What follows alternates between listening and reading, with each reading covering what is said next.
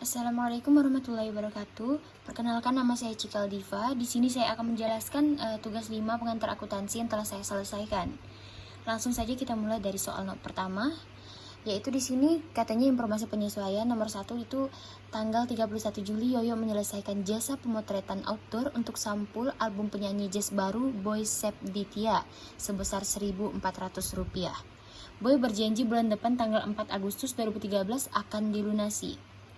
Di sini di jurnal penyesuaiannya saya tulis pada tanggal 31 Juli yaitu nama akunnya piutang usaha saya taruh di sini di kolom debit sebesar 1.400 dan juga pada pendapatan jasa di kolom kredit saya taruh 1.400. Mengapa di piutang usaha saya taruh di kolom debit sebesar 1.400? Karena pada soal tadi disebutkan bahwa Yoyo ini belum dibayar atas jasa pemotretannya sebesar Rp1.400, makanya saya taruh Rp1.400 ini pada kolom debit di piutang usaha.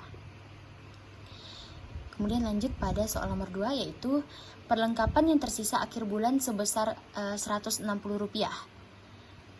Pada jurnal penyesuaian ini saya tulis pada nama akun yaitu beban perlengkapan sebesar di kolom debit sebesar Rp760 dan pada nomor akun perlengkapan di kolom kredit saya tulis sebesar Rp760. Mengapa bisa Rp760? Karena pada soal sebelumnya yaitu pada tugas 4 di sini ditulis bahwa perlengkapan ini di debit ini sebesar Rp920.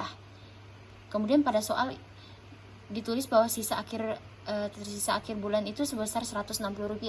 Jadi Rp920 ini tadi kita kurang dengan nilai sisa yaitu sebesar Rp160.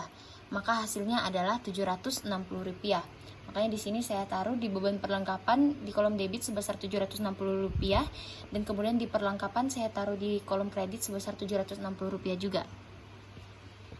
Kemudian lanjut pada soal nomor 3 yaitu sewa motor dibayar di muka untuk 1 tahun dan baru digunakan 1 bulan.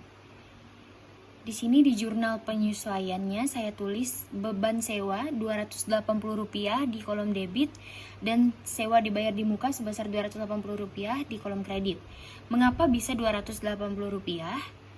Karena pada neraca saldo atau tugas 4 sebelumnya, di sini ditulis sewa kendaraan dibayar di muka itu sebesar Rp3.360. Dan pada soal tugas 5, di sini ditulis bahwa untuk 1 tahun dan baru digunakan 1 bulan. Jadi, Rp3.360 ini kita bagi dengan 1 tahun yaitu 12 bulan.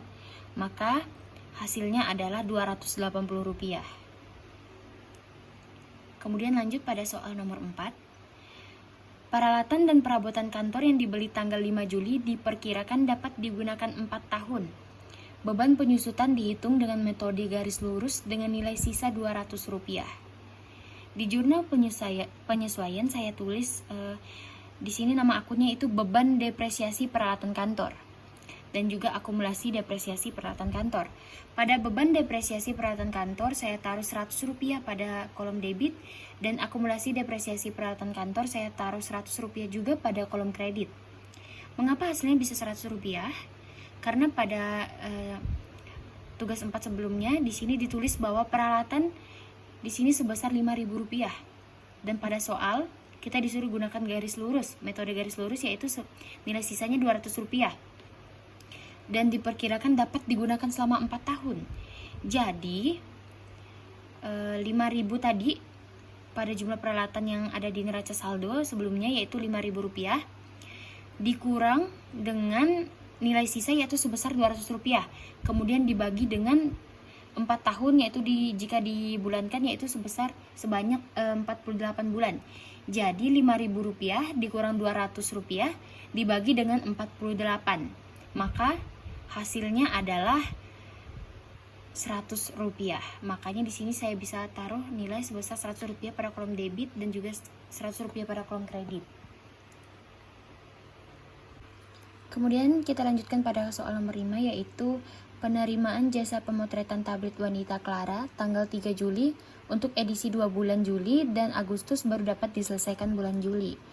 Di jurnal penyesuaian saya tulis pendapatan diterima di muka itu di kolom debit sebesar Rp2.400 dan pendapatan jasa pemotretan pada pada kolom kredit saya tulis Rp2.400.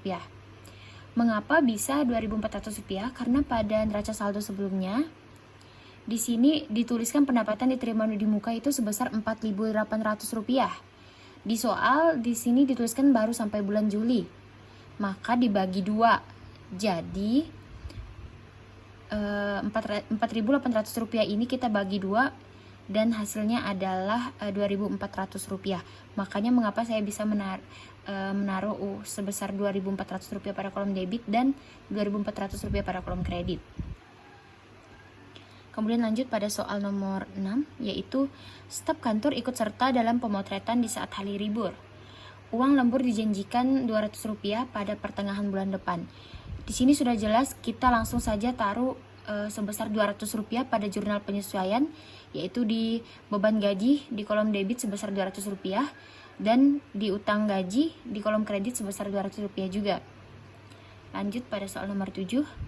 Tagihan air bulan Juli baru diterima 31 Juli dan baru akan dibayarkan minggu pertama Agustus sebesar Rp1.200. Sebesar Rp120. Di sini juga langsung saja kita tuliskan bahwa beban listrik, air, dan telepon di kolom debit sebesar Rp120 dan beban yang harus dibayar pada kredit yaitu Rp120.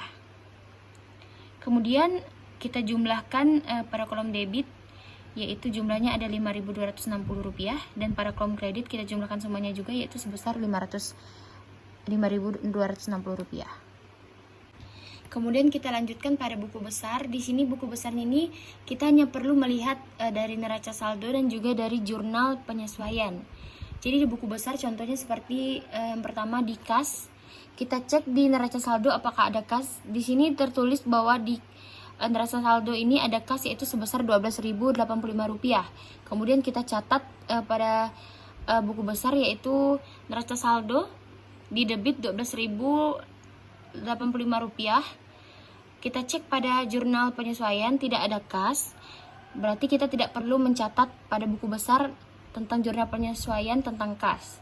Kemudian jika ada dua seperti ini di perlengkapan, kita cek di jurnal penyesuaian ada perlengkapan, di neraca saldo juga ada perlengkapan, maka di buku besar kita akan catat neraca saldo dan juga jurnal penyesuaiannya itu di debit 920 untuk neraca saldo dan di kredit 760 untuk jurnal penyesuaian. Kemudian neraca saldo sebesar 920 tadi karena di kolom debit dan jurnal penyesuaian 760 tadi di kolom kredit, maka 920 ini dikurang dengan 760 dan dihasilkannya lah 160. Kemudian selanjutnya sama seperti itu, jika sama-sama berjumlah di kolom debit maka ditambah, jika di kolom kredit juga ditambah, karena kredit jika bertemu kredit juga akan makin besar yaitu ditambah. Kemudian lanjut pada worksheet.